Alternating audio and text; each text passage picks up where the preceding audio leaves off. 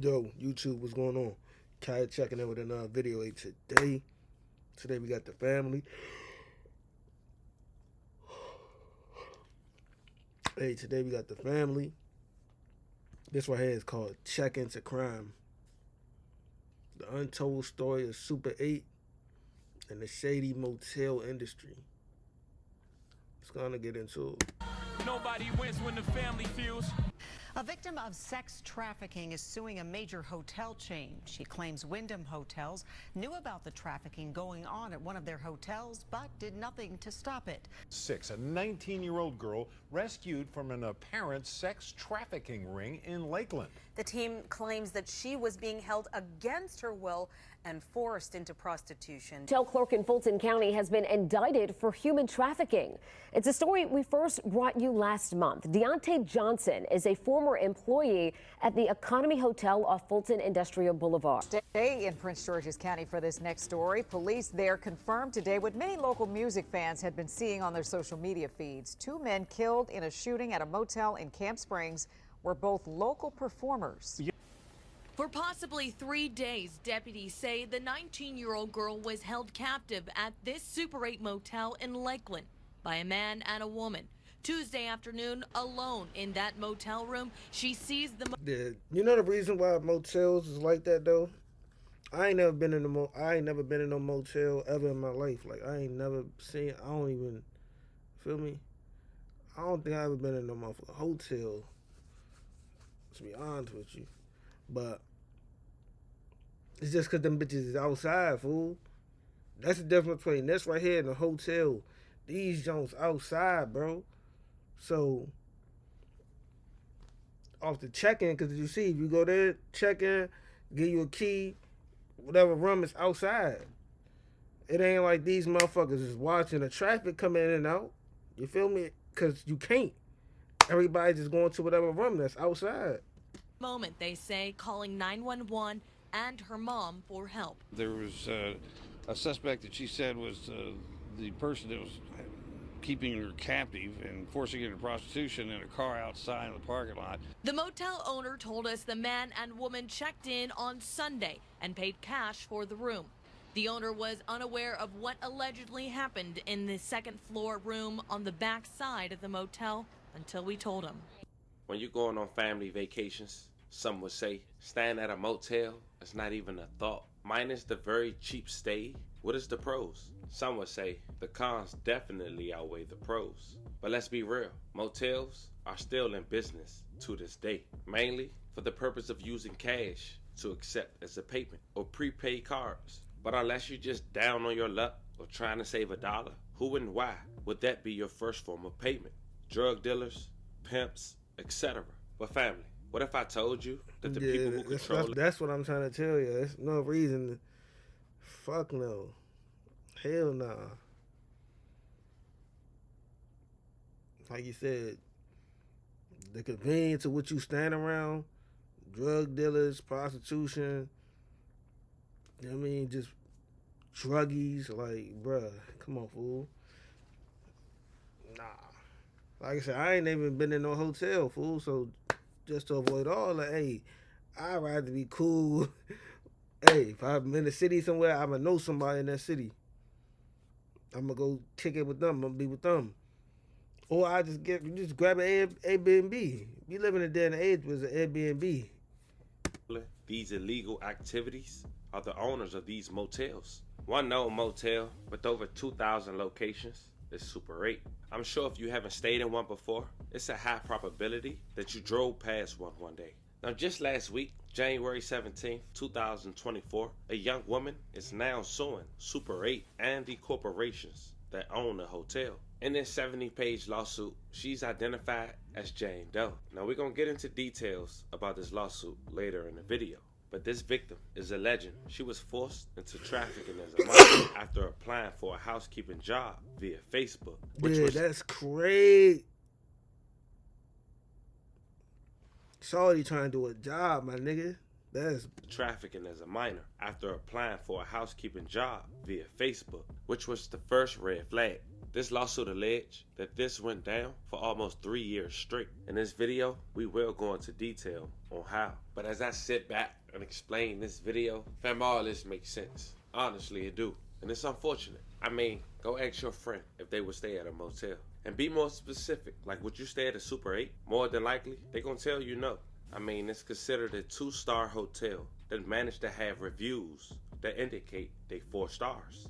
Look at comments like this from Super 8 in Arizona. Woke up in the middle of the night, 2:30 a.m. with a loud party on the 2nd floor with bodies slamming into the walls, and looked out the window to see hooker and pimp making deal with another man in a pickup truck in the parking lot. Look at this comment, February 2010 at a Super 8 property in LA, California. This place lacked security and there were drug dealers trying to push their products inside of the hotel. This place is scary. The neighborhood was frightening, and there were also prostitutes and homeless/addicts all over the place and renting rooms in the hotel. The desk guy looked at my friend's attire, faux fur coat, and assumed he was a pimp and that we were his prostitutes, and seemed surprised that we had made reservations for more than one night. He kept giving us this strange smile. Icky. This place left me with a bad feeling. If you want to stay here to save a few bucks, my advice is to utilize the buddy system whenever you leave your room to visit the vending machines. After checking in for the night, that is probably the only thing you will even feel moderately safe doing.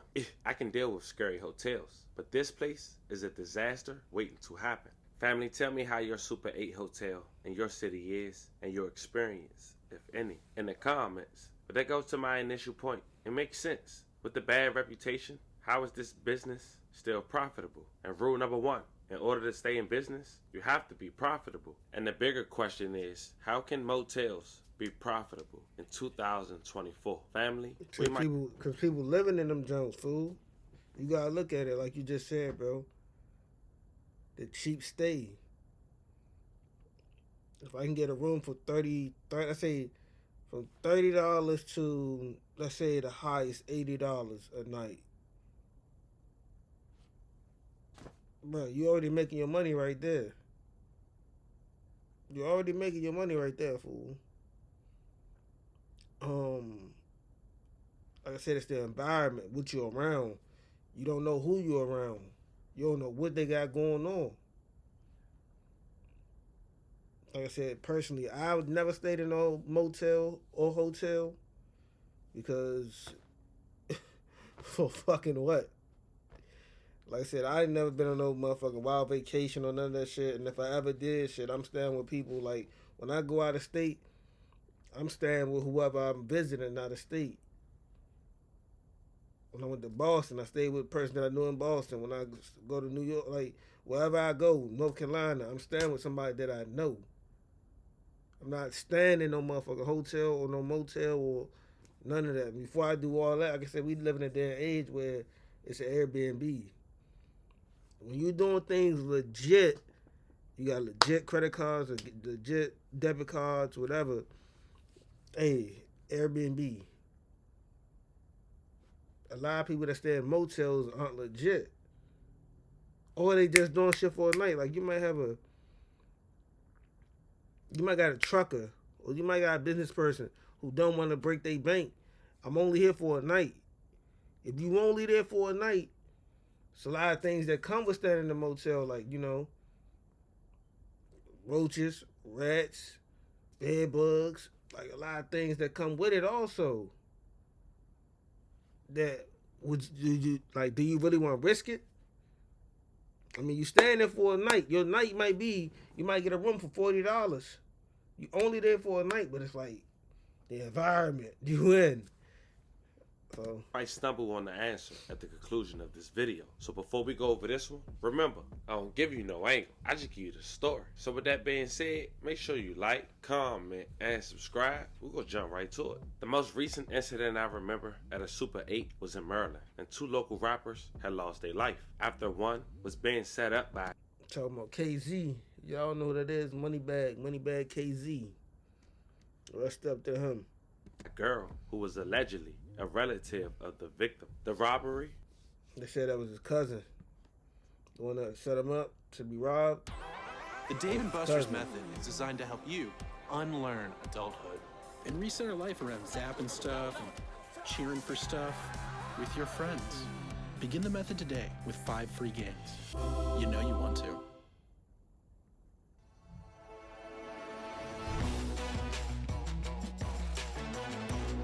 Was for a guy who went by Moneybags KZ.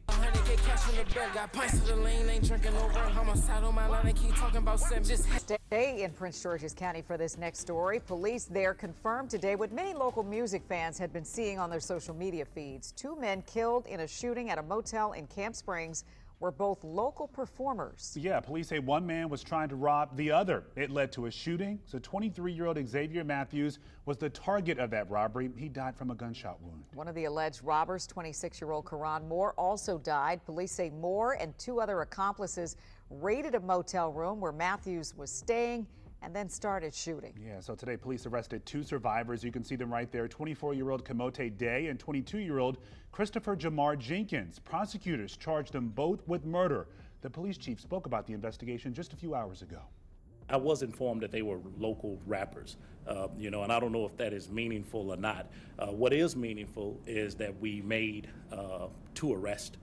We have 2 people in custody who committed that crime.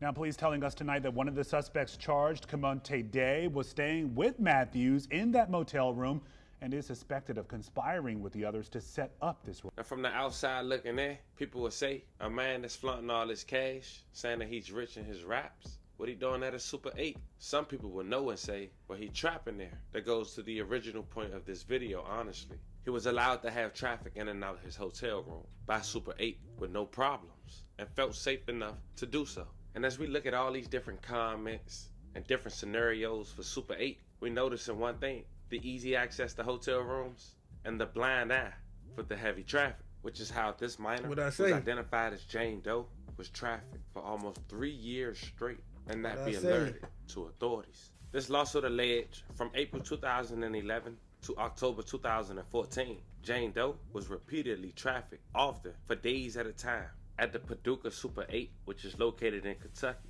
and Paducah ABVN, which is owned by the Wyndham. Now, as we mentioned, Jane Doe was looking for a job. She went on Facebook, which I wouldn't recommend, but she found a job listing for the Super 8. Jane Doe was only 16 years old at the time, and based on what that poor teenager probably told that hotel manager, he probably felt she was easy prey from the very beginning. On page 30 of this lawsuit, it states that during the 30-month... She's 16, bro. She's 16 trying to get a job. She's trying to get some money. She wasn't trying to sell her body. She wasn't trying to participate in no sexual acts. She was trying to be a housekeeper. I'm going to clean up the rooms. Fool, like I said, come on, bruh. Period, that Jane Doe was trafficked at the Paducah Super 8. There were obvious signs that her trafficker was engaged in trafficking. A, rooms were paid using cash or prepaid cards. B, there were constant and heavy foot traffic in and out of Jane Doe room involving men who were not hotel guests. Jane Doe had approximately 15 men per day as exploiting her at the Paducah Super 8. C, men as exploiting Jane Doe. And you know the wild part about that is, bro, 15 men a day. Bro, them men could have had anything. It don't even be worth it, fool. Like this, it don't even be worth it, bro. You better off. It's different hustles, bro. It's different hustles, bro. Doe entered and left her room at unusual times and stayed for brief periods. D, men visiting to exploit Jane Doe will enter and exit the hotel in a manner such that they would be captured by the defendant's surveillance cameras. E, other traffickers were operating out this hotel at the same time that Jane Doe was trafficked there. F, Jane Doe traffickers would decline room service for several consecutive days. G, Jane Doe would request extra towels and linen, but housekeeping would be asked to leave them at the door. H, Jane Doe trafficker would be present in common areas of the hotel, lingering there while Jane Doe was seeing Johns. It then go on and talked about how Jane Doe trafficker sold narcotics on the hotel property. Also, the front desk staff had a familiar relationship with Jane Doe traffickers. Jane Doe movements around the hotel were restricted, and she was confined to her room for extended periods. To say the least, family, it was more than enough red flags presented to get Jane Doe some help. And as we wrap this video up, it makes us wonder, what about all the other victims out there who's been held against their will? And is this truly why motels is still in business in 2024? You guys let me know in the comments. Don't forget to like and subscribe.